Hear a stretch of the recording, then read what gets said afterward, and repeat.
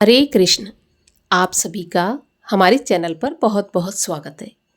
आज के इस वीडियो में आप सुनेंगे फाल्गुन मास के महात्म के अध्याय 12 और 13 की कथा। तो इससे पहले कि मैं कथा शुरू करूं, आपसे एक ही अनुरोध है, अगर अभी तक आपने चैनल को सब्सक्राइब नहीं किया है, पहली बार हमारे चैनल पर आए हैं, तो हमसे जुड़े रहने के लिए चैनल को सब्सक्राइब करके बेल आइकन पर क्लिक कर लीजिए। और अगर आज की कथा पसंद आती है तो वीडियो को लाइक करके शेयर अवश्य करिएगा। तो चलिए शुरू करते हैं आज की कथा। श्री ब्रह्मा जी से एक कथा सुनकर नारद जी अत्यंत प्रसन्न हुए। उनको नमस्कार करके विनयपूर्वक कहने लगे, प्रभु, अब आप मुझे ब्रह्मलोक, विष्णुलोक और शिवलोक का वृत्तांत सुनाइए। ब्रह्मा जी कहने लगे, नारद, मेरे लोक का नाम सत्यलोक है, जिसकी लंबाई 16 करोड़ योजन है। यहाँ पर रत्नों तथा मणियों से भरे हुए स्वर्ण मंदिर, उपवन, कुएं, तालाब और सुगंधित पुष्पों वाली पुष्प वाटिकाएं हैं, जहाँ नाना प्रकार के पंछी भांति भांति की बोलियां बोलते हैं। भगवान विष्णु लक्ष्मी सहित अपने भक्तों को सुख देते हुए यहाँ निवास करते हैं और सदा भगवान सदाशिव के ध्यान में मग्न रहते हैं। हे नारद, अब मैं उस लोक का वर्णन करता हूँ जो स्वर्ग से भी ऊपर और चिंताओं से भी मुक्त है। उसको स्वामी कार्तिक लोक कहते हैं। उसका वर्ग 64 योजन है। शोक, मोह तथा माया से रहित है। वहाँ प्रत्येक स्थान पर आनंद ही आनंद है। वहाँ पर लोगों के घर रत्नों से भरे पड़े हैं। वहाँ के स्वामी कार्तिकेय जी हैं, जिन्होंने तारकासुर का संहार किया है। वैसे वह भगवान श्री शिव के पुत्र हैं, मगर स्वयं भी उस पद को प्राप्त हैं। षड् अक्षर मंत्र का जाप करते हुए वे वहाँ पर भगवान सदाशिव में लीन रहते हैं। इस लोक के ऊपर शक्ति लोक है, जहाँ पर के शक्ति रूपा जगत जननी माता निवास करती हैं। उन्हीं जगत माता श्री शक्ति की कृपा से मैंने सृष्टि की रचना की है। सूर्य, चंद्र और इंद्र सदा इन्हीं जगत माता के चरणों का ध्यान करते हैं। वे भगवान सदाशिव को अत्यंत प्रिय हैं। उनके अंशों से ब्रह्माणी और रमा भी उत्पन्न हुई हैं। स्वाहा, स्वधा, सिधा, विश्वा और इंद्राणी भी इन्हीं के अंश हैं। शक्ति लोक अत्यंत आकर्षक और रमणीक स्थान है। उसके कपाट मणियों के बने हुए हैं। उसका विस्तार 28 करोड़ योजन है। वहाँ शक्ति और उनकी सहेलियां निवास करती हैं।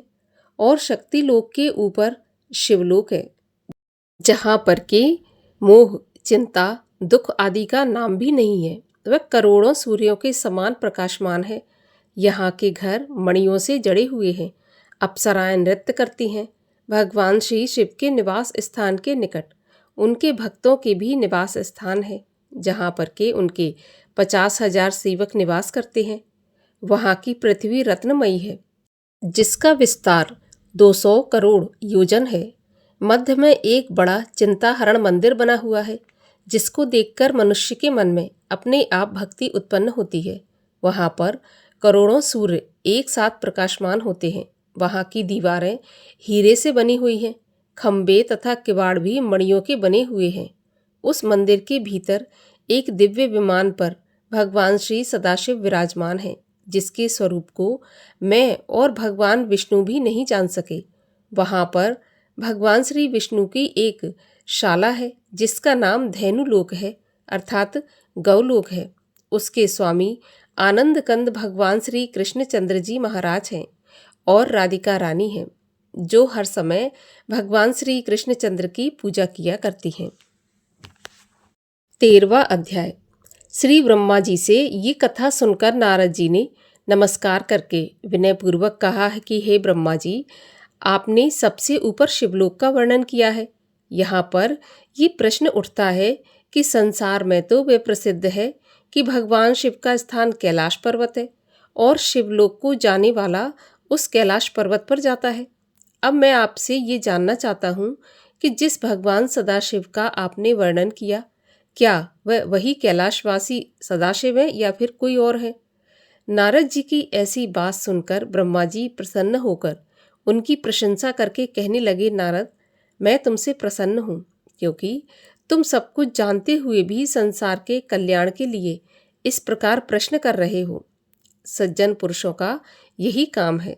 अतएव मैं तुमको अब वही कथा सुनाता हूँ, सो ध्यान पूर्वक सुनो। भगवान श्री सदाशिव पर ब्रह्मा सगुण रूप महेश्वर, जिससे भगवती शक्ति जानकर उनकी अर्धांगिनी बनी और जिन्होंने उसकी सहायता से सृष्टि की रचना की, उनके स्थान काशी आनंद वन ब्रह्मवन है। तुम्हें याद होगा कि जब मैंने भगवान श्री सदाशिव से सहायता की प्रार्थना करते हुए अवतार धारण करने के लिए कहा था, तब उन्होंने मुझसे वचन लिया था कि समय आने पर ऐसा ही होगा। इसके पश्चात वह अंतर्ध्यान हो गए और यथा समय उन्होंने अपना वचन पूरा भी किया। मेरे मनोरथ पूर्ण करने के लिए वे कैलाश पर्वत पर आए और कठिन साधना में लग गए। वही कथा अब मैं तुमको सुनाता हूँ। कपिलपुरी में यज्ञदत्त नाम का एक ब्राह्मण रहता था। यज्ञदत्त विद्या में पारंगत था। उसके एक पुत्र हुआ, जिसका नाम उसने गुणनिधि रखा। बालक बड़ा बुद्धिमान और चतुर था। 8 वर्ष की छोटी सी आयु में ही उसने बहुत सी विद्याएं सीख ली थी, परंतु वह कुमार्ग पर पड़कर अपने धर्म और कर्म से भटक गया। वह जुआरी, खेलकूद में संलग्न और गाने बजाने वालों का साथी बन गया। उसने बहुत जल्दी ही अपने पिता की कमाई लुटा दी। उसकी माता उसे रोकती, परंतु प्रेम के कारण उसके संबंध में उसके पिता को कुछ भी नहीं बताती थी। पुत्र चाहे कितना भी बुरा हो, परंतु माता कभी उसका बुरा नहीं चाहती। यहाँ पर 13वें अध्याय की कथा का समापन होता है। इसके आगे की कथा आप सुनेंगे कल के वीडियो में। और अब सुनिए सीता माता के नितनेम की कथा। सीता माता की कहानी। सीता माता कहती थी और श्री राम इसे सुना करते थे। एक दिन की बात है, भगवान श्री राम को किसी काम के लिए बाहर जाना पड़ गया, तो सीता माता कहने लगी कि प्रभु, मेरा तो 12 वर्ष का नितनेम है, अब आप बाहर जाएंगे तो मैं अपनी कहानी किसे सुनाऊंगी। तब भगवान श्री राम ने कहा कि तुम कुएं की पाल पर जाकर बैठ जाना और वहाँ जो औरतें पानी भरने आएंगी उन्हें अपनी कहानी सुना देना। सीता माता कुएं की पाल पर जाकर बैठ जाती हैं। तब एक स्त्री आई। उसने रेशम जरी की साड़ी पहन रखी थी और सोने का घड़ा ले रखा था। सीता माता उसे देखकर कहती हैं, बहन, मेरा 12 वर्ष का नितनेम सुन लो। तब वह स्त्री बोली कि मैं तुम्हारा नितनेम सुनूंगी तो मुझे घर जाने में देर हो जाएगी और मेरी सास मुझसे लड़ेगी। उसने कहानी नहीं सुनी और वह घर चली गई। तब उसकी रेशम जरी की साड़ी फट गई और सोने का घड़ा मिट्टी के घड़े में बदल गया।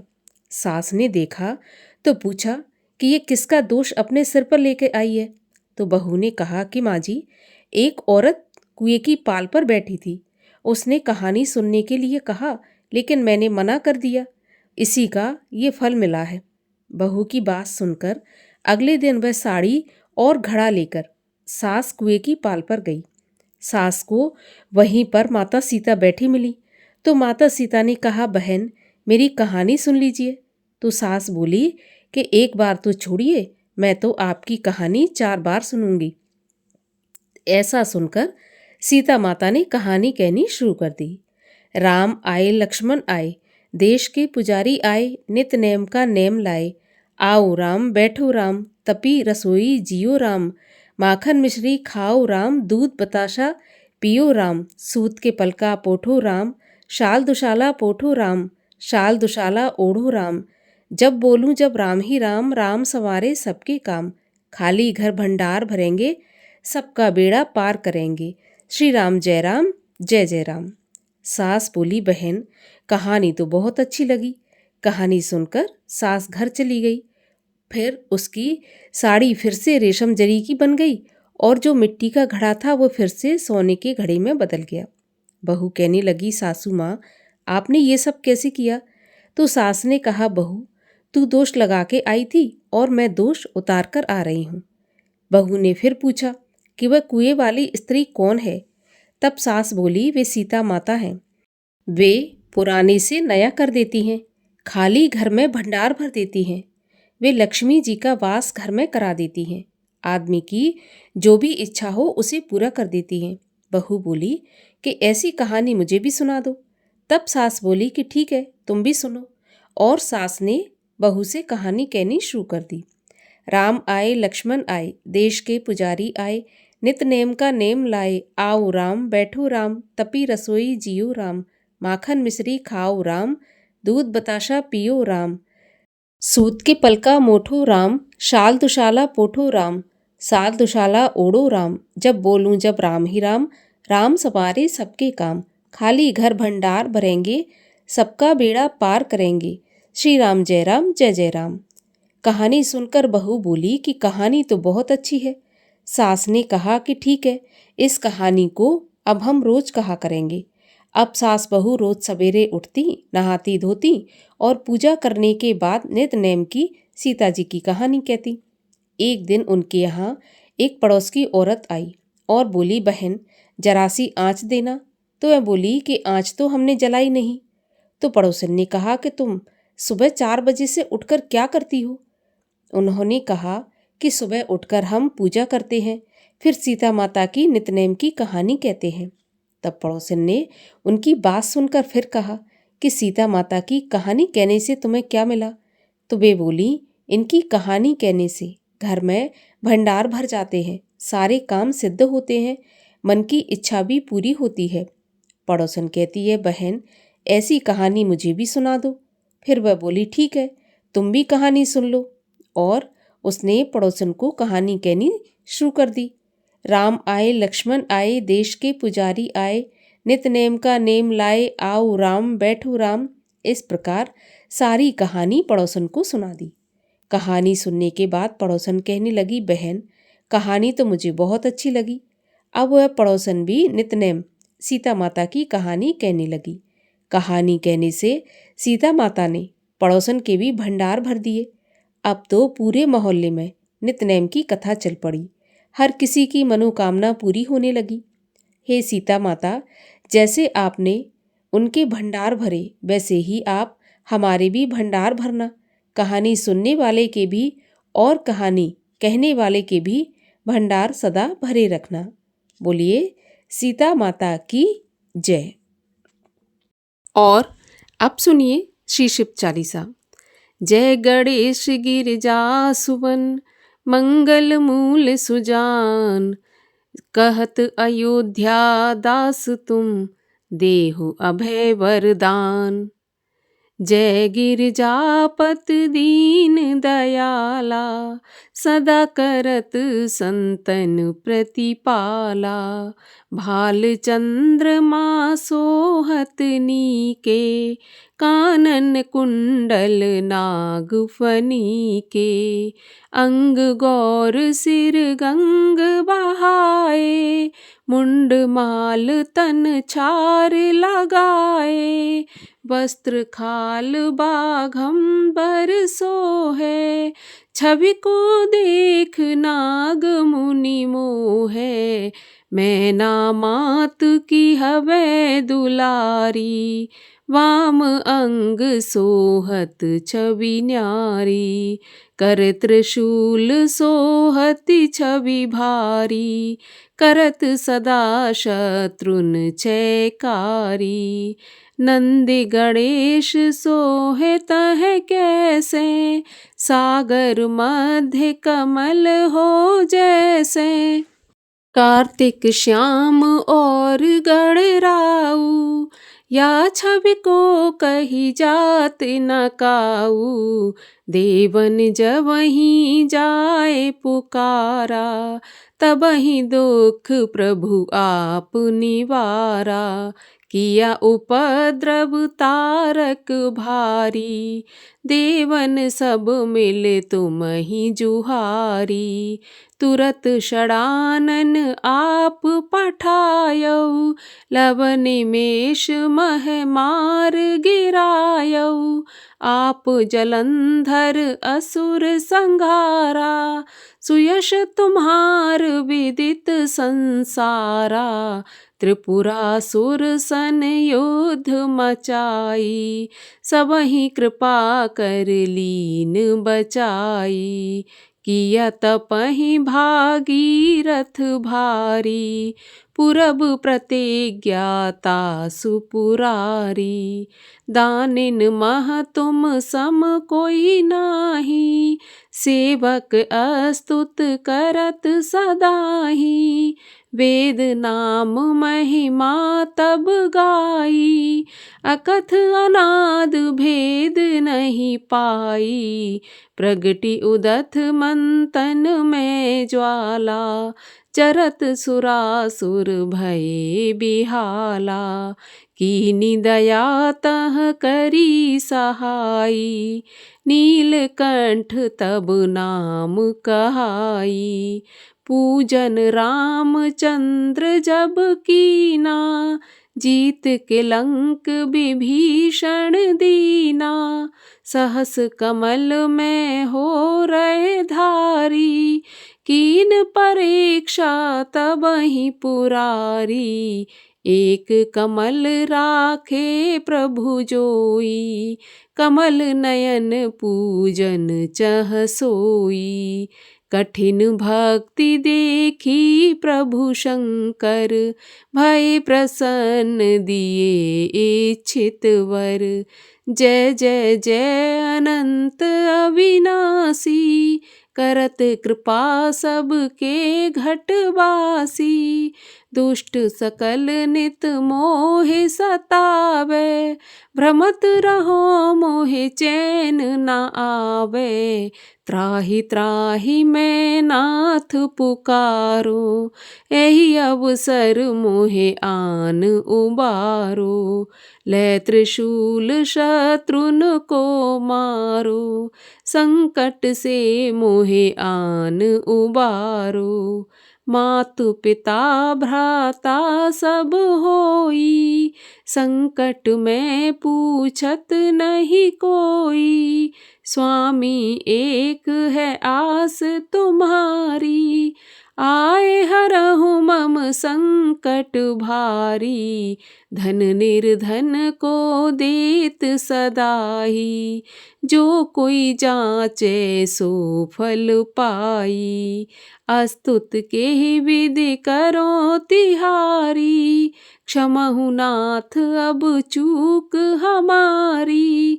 शंकर हो संकट के नाशन, मंगल कारण विघ्न विनाशन। योगी यति मुनि ध्यान लगावे, नारद शारद शीश नवावे। नमो नमो जय नमो शिवाय, सुर ब्रह्मादिक पार न पाए। जो यह पाठ करे मन लाई, तापर होत है शंभु सहाई। ऋनिया जो कोई हो अधिकारी, पाठ करे सो पावन हारी। पुत्रहीन कर इच्छा कोई, निश्चय शिव प्रसाद तेहि होई। पंडित त्रयोदशी को लावे, ध्यान पूर्वक होम करावे। त्रयोदशी व्रत करें हमेशा, तन नहीं जाके रहें कलेशा। धूप दीप नैवेद्य चढ़ावे, शंकर सम्मुख पाठ सुनावे। जन्म जन्म के पाप नसावे, अंत धाम शिवपुर में जावे। कहे अयोध्या आस तुम्हारी, जान सकल दुख हरऊँ हमारी। नित्य नेम कर प्रात ही, पाठ करो 40। तुम मेरी मनोकामना पूर्ण करो जगदीश। मक्सर छठ है मंत्र ऋतु, संवत 64 जान अस्तुत 40 शिवहि पूर्ण कीन कल्याण। ओम जय शिव ओमकारा स्वामी हर शिव ओमकारा ब्रह्मा विष्णु सदा शिव अर्धांगी धारा। ओम जय शिव ओमकारा एकानन चतुरानन पंचानन राजे हंसानन गरुणासन वृषवाहन साजे। ओम जय शिव ओमकारा 2 भुज 4 चतुर्भुज 10 भुज ते सोहे तीनों रूप निरखते त्रिभुवन मन मोहे। ओम जय शिव ओमकारा अक्षमाला वनमाला मुंडमाला धारी चंदन मृग मद सोहे भोले शुभकारी। ओम जय शिव ओमकारा श्वेतांबर पीतांबर बाघंबर अंगे सनकादिक ब्रह्मादिक भूतादिक संगे। ओम जय शिव ओमकारा करके मध्य कमंडल चक्र त्रिशूल धरता जग करता जग हरता जग पालन करता। ओम जय शिव ओमकारा ब्रह्मा विष्णु सदा शिव जानत अविवेका प्रणवाक्षर के मध्य ये तीनों एका। ओम जय शिव ओमकारा त्रिगुण शिव जी की आरती जो कोई जन गावे कहत शिवानंद स्वामी मन वांछित फल पावे। ओम जय शिव ओमकारा कर्पूर गौरम करुणावतारम संसार सारम भुजगेंद्रहारम सदा वसंतं हृदयारविंदे भवं भवानी सहितं नमामि भवं भवानी सहितं नमामि।